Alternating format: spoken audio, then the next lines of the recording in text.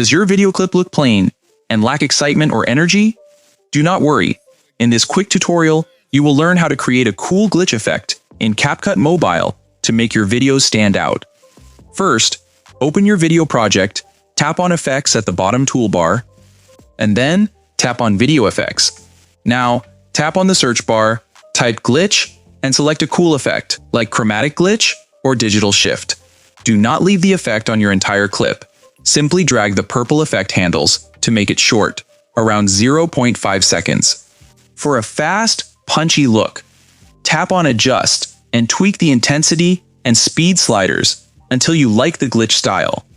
Here is a secret pro tip. Tap on Audio, select Sound Effects, search for glitch, and add a glitch sound effect right under your visual effect. This makes the glitch look and sound completely realistic. Now, tap on the check mark and hit play to watch your cool glitch transition. To continue learning from our full CapCut Mobile course, check the description box below